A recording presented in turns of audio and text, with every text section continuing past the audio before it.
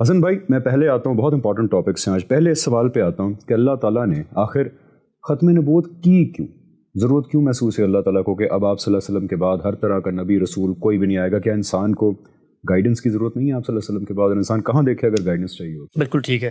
دیکھیے، ختم نبوت اللہ تعالیٰ نے کیوں کی، اس کو جاننے سے پہلے ضروری ہے کہ ہم یہ جانیں کہ نبوت ہوتی کیا ہے جس کو ختم کر دیا گیا ہے.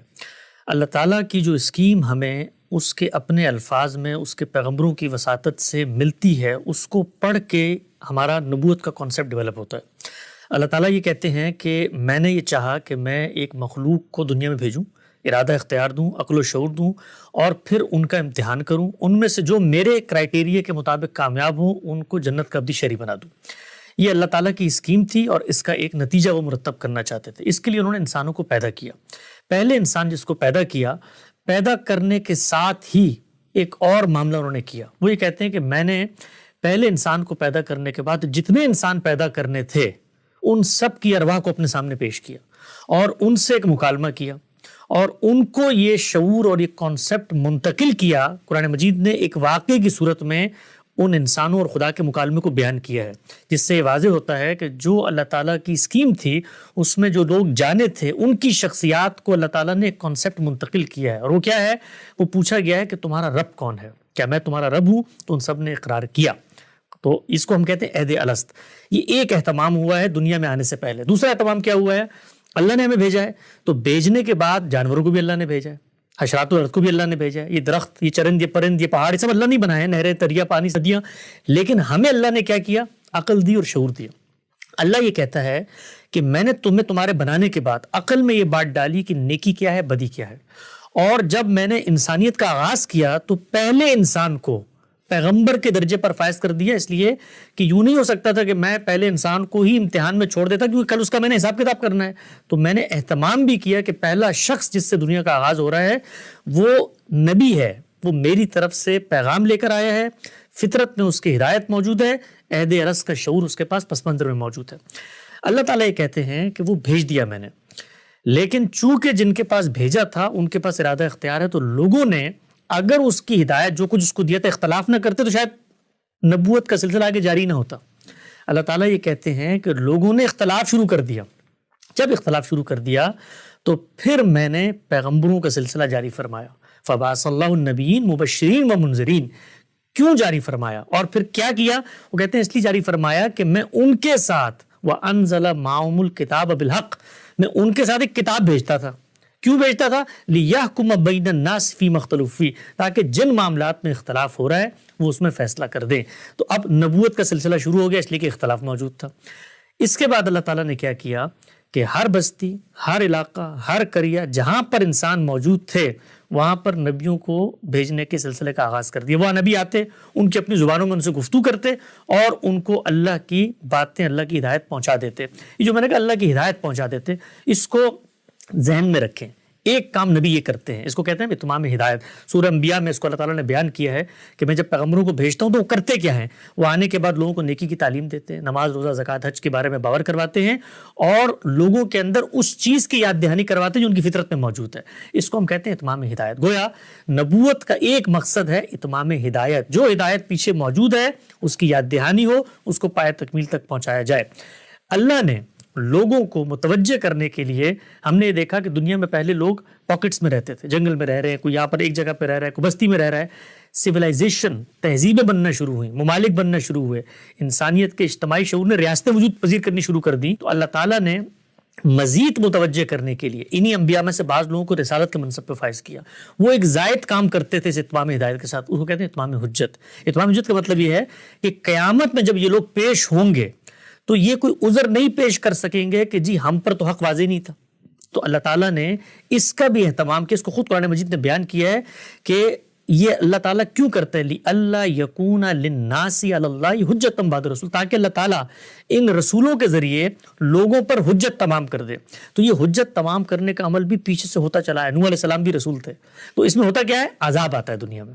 حجت تمام کرنے کا مطلب ہے کہ حق اور سچ کو اس قدر واضح کر دیا گیا رسول کے تھرو لوگوں کے اوپر کہ اس کے اوپر شک کرنے کی کوئی گنجائش باقی کوئی گنجائش باقی نہیں رہی. اور دنیا میں پیغمبر عدالت لگا لیتا ہے وہ عدالت جو آخرت میں لگنی. اور نبی اور رسول میں غالباً یہی فرق ہے. نبی اور رسول میں دیکھیں 3 فرق ہوتے ہیں. نبی بھی اللہ کا پیغام لے کر آتا ہے, رسول بھی اللہ کا پیغام لے کر آتا ہے. لیکن رسول جو ہے وہ اللہ کا پیغام لانے کے بعد محض منادی کر کے پریچ کر کے چلا نہیں جاتا, بلکہ وہ ایسا کنکلوسیو آرگومنٹ دیتا ہے کہ جس کے بعد انکار کی گنجائش نہیں ہوتی. دوسرا فرق ہے نبی اور رسول. اور تیسرا فرق ہے نبی اور رسول میں کہ وہ چلا نہیں جاتا کنکلوسیو آرگومنٹ دے کر, وہ بلکہ فیصلہ کرتا ہے. روح زمین کے اوپر خدا اترتا ہے اور عذاب نازل ہوتا ہے. لیکن نوح علیہ السلام کے ساتھ یہ ہوا, صالح علیہ السلام کے ساتھ یہ ہوا, شعیب علیہ السلام کے ساتھ یہ ہوا, موسیٰ علیہ السلام کی قوم کے ساتھ یہ ہوا, سیدنا مسیح کی قوم کے ساتھ یہ ہوا, رسول اللہ کی قوم کے ساتھ یہ ہوا. یہ سب رسول تھے.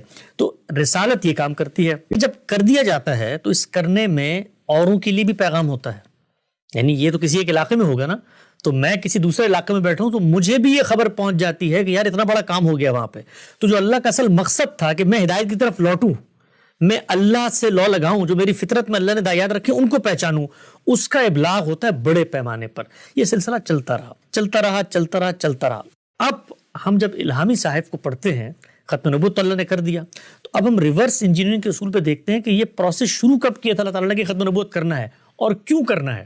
بھائی ہدایت تو ملتی رہے گی نا, قیامت تک ملتی رہے گی. یہ بات نہیں کبھی ڈسکس ہوئی. دیکھیے اللہ تعالیٰ نے اس دنیا میں ہمیں بھیجا امتحان کے لیے. امتحان میں سوالوں کے جواب کیا ہیں یہ تو بتا دیے ہیں, لیکن اگر حجاب اٹھا دیا جائے, پردہ اٹھا دیا جائے, حق کو بالکل کھول کر لوگوں کے سامنے ایسے اشکار کر دیا جائے کہ ان کے لیے انکار کی کوئی گنجائش نہ ہو, تو امتحان خراب ہوتا ہے. آپ مجھے بتائیے کہ دیکھیں یہاں تو پیغمبر جب آتے ہیں تب بھی اتنا پردہ ضرور ہوتا ہے کہ لوگ کہتے ہیں نہیں یہ تو کاہن ہے, نہیں یہ تو شاعر ہے, نہیں یہ تو اصل میں سیلاب آ گیا تھا, نہیں یہ تو اللہ نے نہیں بارش کی تھی, یہ تو پتھروں کا طوفان آ گیا تھا. ہر جگہ پر اللہ تعالیٰ وہ امکان, ایک چھوٹا سا باریک امکان باقی رکھتے ہیں جو انسان تعویل. آپ دیکھیں سیدنا مسیح کے معاملے میں کیا ہوا, یعنی سیدنا مسیح کو اللہ اٹھا کر لے گیا, تب بھی لوگوں کے اندر یہ تردد رہا کہ ہم نے ان کو مارا کہ نہیں مارا. اس لیے قرآن میں آتا ہے نا کہ اللہ کہتے ہیں اگر میں سامنے آ گیا, فرشتے سامنے آ گئے, تو حجاب اٹھ جائے گا اور انکار کی گنجائش ختم ہو جائے گی اور امتحان ختم ہو جائے گا. تو اللہ تعالیٰ نے ایک کام کیا. وہ کام یہ کیا کہ ان کو پتا تھا, وہ تو علام الغیوب ہیں, ان کا علم حکمت بالغہ, جانتے ہیں دنیا کہاں جا رہی ہے. تو دنیا جس طرف آگے بڑھ رہی تھی وہ بڑھ رہی تھی اسٹیبلش ریکارڈڈ ہسٹری کی طرف, اور اس کے بعد جو حقائق ایک شخص ایک جگہ پہنچا رہا ہے وہ دوسری جگہ اسی قطعیت اسی یقین سے پہنچ سکتے ہیں.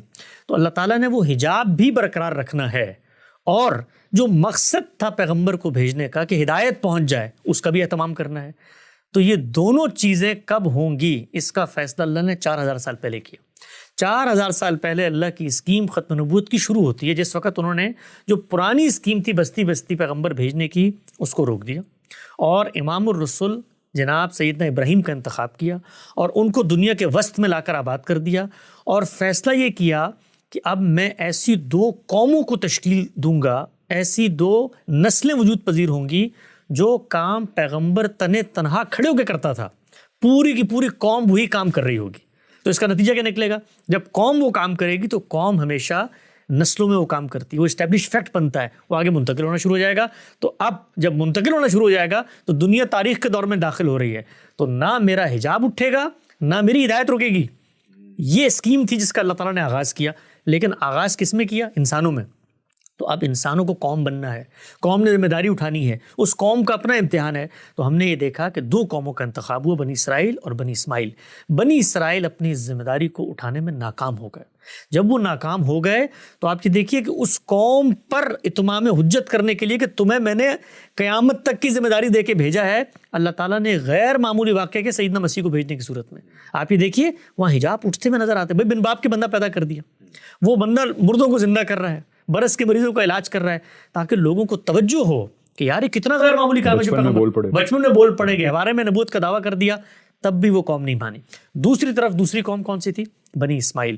بنی اسماعیل ایک لمبے عرصے تک خدا کے اسی پیغام کو لے کر کھڑی رہی.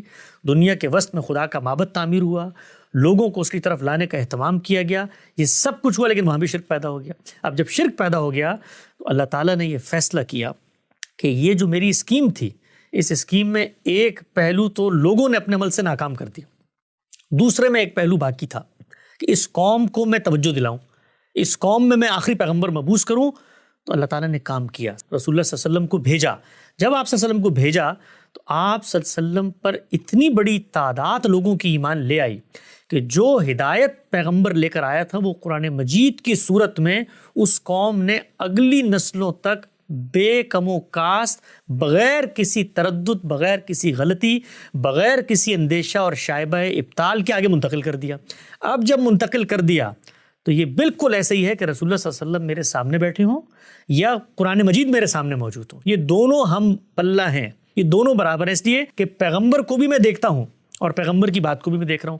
تو اللہ تعالیٰ نے اس موقع پر یہ فیصلہ کیا کہ پیغمبر جو کام کرنے آتے ہیں تمام ہدایت اور اتمام حجت، وہ حتمی طور پر دنیا کے اسٹیج پہ میں نے کر دیا ہے اور کرنے کے بعد نسلوں میں اس کا پیغام جاری کر دیا ہے۔